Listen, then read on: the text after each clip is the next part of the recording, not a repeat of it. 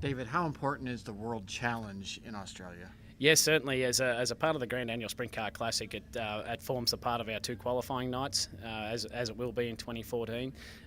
It's a massive part of what we do, and it's certainly a huge part of bringing Americans to Australia to race the Classic, and also to see the internationals come here and compete for the Knoxville Nationals. And it leads to guys coming here and running on a weekly basis, 5, 6, 7 weeks before the Nationals, just to try and dial themselves in. So it's a massive part of what we do.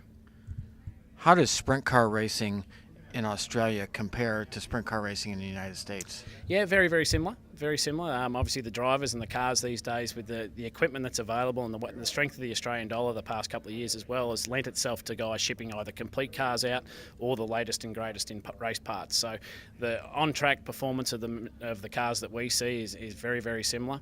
The racing-wise, probably the only difference is that our Australian public demand probably a little bit more racing on a race night, like the Saturday night of the Nationals, where we see 5 races basically.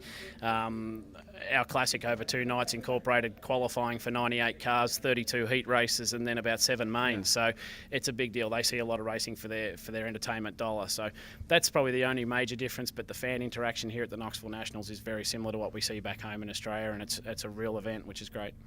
Are the Grand Annual and the Knoxville Nationals comparable events?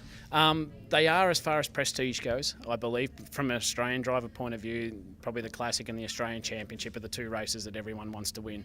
You come here to the US, and the Knoxville Nationals is definitely the pinnacle of the sport, and then you have your Kings Royals and your Chico Gold Cups and that type of thing as well. So it's very, very similar in that regard, where I feel that the guys would hand back the prize money a lot of the time.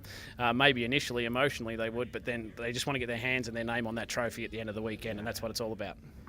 For the many American sprint car fans that have never had the opportunity, myself included, to go to Australia, explain a little bit of the passion that there is for the sport. Yeah, it's very similar. Very, very similar to what you see here. Probably the race fans, they still have their favourite driver.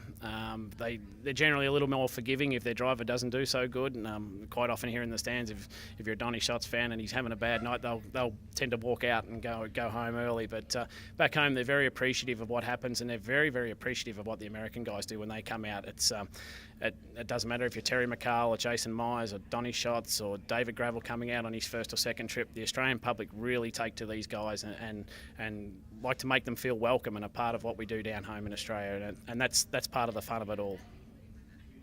Thank you very much. Enjoy the night. Will do. Thank you.